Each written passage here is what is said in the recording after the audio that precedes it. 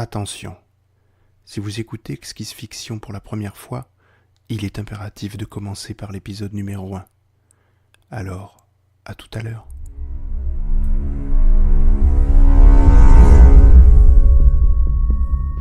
Exquise Fiction, un audiobook sous forme de cadavre exquis. 9 auteurs, 10 épisodes, une histoire complète. Exquise Fiction, le podcast exquis.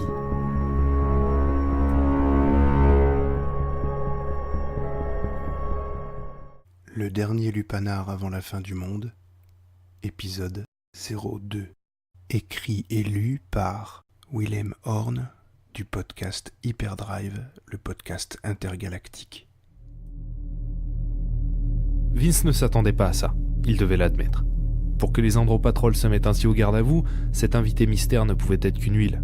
Mais s'il avait l'habitude de constamment croiser toutes sortes de créatures exotiques, ce bruit de vérin métallique, qu'il reconnut immédiatement, était une nouveauté sur cette station.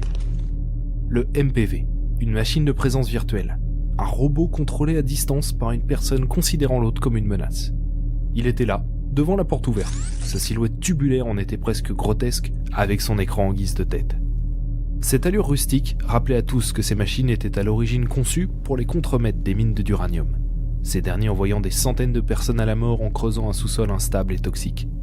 Des émeutes finirent par éclater évidemment, et depuis, les contremaîtres restaient dans leur tour d'acier pressurisé, utilisant ces machines pour aller aboyer leurs ordres à des pauvres âmes. Ce qui énervait Vince par-dessus tout, c'était l'idée que n'importe qui pouvait se cacher derrière cette machine. Un humain, un alien, un cyborg de classe 3, ou pire encore, un de ces fils de New York. Ce dernier approcha, un peu trop d'ailleurs, puis il dit « Messieurs ». Pas même le courage d'utiliser sa propre voix. « Vous voulez quoi ?»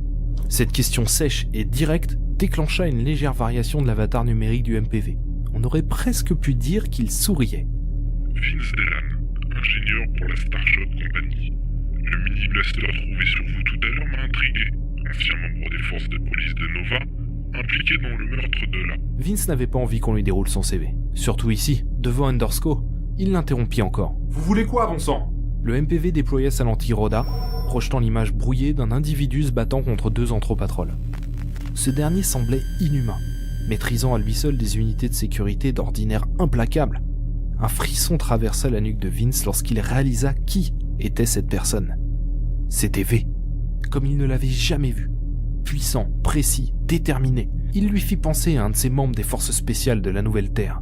Le MPV reprit. « Nous savons déjà que vous n'êtes pas impliqué.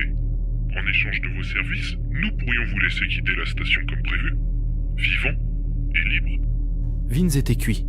Il le savait. Si la créature derrière cette machine était un administrateur, il pouvait disposer d'eux comme il l'entendait. Même la Starshot n'y pourrait rien. À ses côtés, Undersco n'emmenait pas large non plus. Il faut dire qu'il allait de surprise en surprise. Le projecteur continuait de diffuser les images de sécurité. En les observant, Vince remarqua que son collègue tenait quelque chose dans ses mains. Un boîtier noir, en carbone. Le MPV sembla lire dans ses pensées en répondant. « Votre ami s'est emparé d'un objet, trouvé dans un satellite que vous avez ramassé hier soir. Ce satellite ne faisait pas partie du projet SPI, mais d'un programme militaire datant de la première ère du changement. » Undersco choisit ce moment pour sortir de son silence. D'un souffle, il lâcha. « Le doigt de Dieu. » Le MPV répondit par un silence éloquent. « Le doigt de Dieu. » Undersco avait plusieurs fois raconté cette histoire à Vince. Une vieille légende où un satellite de l'ancienne Terre permettait de contrôler à distance n'importe quelle technologie, de la sonde météo au système de défense d'un croiseur entier. Si ce mythe était réel, c'était tout l'ordre nouveau qui pourrait basculer. « La fonction de cet objet ne vous concerne pas. Contentez-vous de nous le rapporter, sans plus de questions. » Bon sang. Le MPV continua de présenter les faits, tout du moins les siens. V s'était infiltré dans les quartiers de niveau 5, ce qui semblait déjà impossible. Il neutralisa ensuite 8 Andropatrol pour s'emparer de l'objet, après avoir forcé le coffre-fort nano du directeur d'exploitation, réputé inviolable. Où est-il ? Nous avons perdu sa trace dans les niveaux inférieurs. C'est là que nous vous envoyons. Comme pour faire taire toute contestation, les 2 Andropatrol choisirent ce moment pour ajuster leurs armes. À côté de lui, Undersco manqua de tomber de son lit. Vince lui-même n'était jamais allé dans les niveaux inférieurs. Cette zone du vaisseau était condamnée et seuls les amateurs de contrebande et les junkies en manque de jack allaient là-bas, et tous n'en revenaient pas. Et votre armée métallique ? Nous avons essayé. Malheureusement, nos Andropatrol semblent subir des dysfonctionnements une fois en bas. Dysfonctionnement. un bien joli terme pour parler de démembrement et de vente de composants. Vince mit le paquet. Je veux 30 000 unités, l'équipement nécessaire et l'assurance que je pourrai quitter la station ensuite.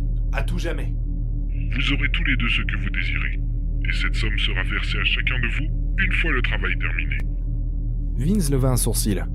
Il avait volontairement demandé une forte somme pour pouvoir négocier. Le fait que Stadrouille ait cédé si facilement impliquait que la situation était grave, ou qu'il ne les paierait pas de toute façon. Le MPV partit sans ajouter un mot, et les Andropatrol leur firent signe de les suivre, ce qu'ils firent sans discuter. Faut quitter cette station, Vince. Maintenant. Du calme, Andorsko. Vince savait que les Andropatrol étaient avant tout ici pour les abattre s'ils tentaient de s'en aller. Ils étaient piégés, condamnés à descendre dans les entrailles. Il repensa à ce qui venait de se passer. V était un personnage discret et taciturne, mais jamais il n'aurait pu se douter qu'il agirait ainsi. Pourquoi ?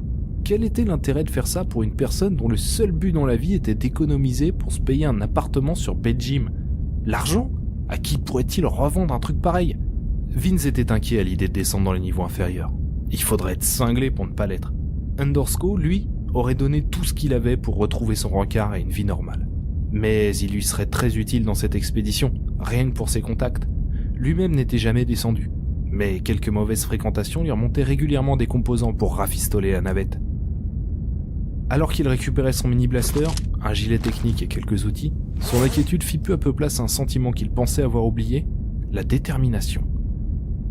Il se rappela une phrase que son lieutenant-instructeur disait souvent. « Aller en enfer, c'est pas compliqué. Il suffit de sauter sur une mine. Le véritable défi, c'est d'aller en enfer et d'en revenir indemne. » Et ça, Vince l'avait déjà fait. Ils arrivèrent devant le vieux sas de sécurité les séparant des niveaux inférieurs. Autour d'eux, la vie avait repris son cours, et à part quelques badauds qui les regardaient de travers, tout le monde se foutait royalement d'eux, ou de 2 Andropatrol qui les encadraient. À travers la baie vitrée, Vince aperçut quelques yachts clinquants quitter la station. Les niveaux supérieurs étaient en train d'évacuer leurs ressortissants fortunés, en toute discrétion. Leur escorte métallique se déploya pour empêcher quiconque de les suivre, sans un mot pour eux. La lourde porte s'ouvrit lentement dans un craquement sourd. Elle n'avait plus l'habitude de fonctionner. Un courant d'air vicié leur frappa le visage comme un avertissement. L'odeur était forte, soufre, huile de synthèse, épices, putréfaction, tout un programme. Vince s'enfonça dans l'obscurité sans se retourner, talonné par un Andorsko moite de peur. Quoi qu'il se passerait, rien ne lui manquerait ici, à part la liqueur de Samba, qui était pas si mauvaise. Mais s'il fallait en passer par là pour enfin quitter cette prison d'acier, qu'il en soit ainsi. Les capteurs de sa veste activèrent la lampe fixée à son épaule, révélant les ascenseurs. L'épaisse couche de poussière couvrant le panneau de commande lui confirma que ces derniers étaient déconnectés depuis des années. Derrière eux, la lourde porte se referma, laissant le noir absolu les engloutir. Il était déjà en train de démonter le panneau de contrôle.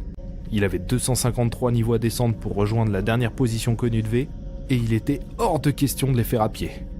Il sortit la carte grillée et bypassa le système de sécurité. Bingo! Il sourit à l'idée d'avoir gagné plusieurs heures. Il appuya sur l'écran et dans un grincement, l'ascenseur se mit en branle. Jusqu'ici, tout va bien. Vince vérifia l'état de charge de son mini-blaster, puis, tout en se demandant ce qui allait les attendre en bas, le dissimula sous sa veste.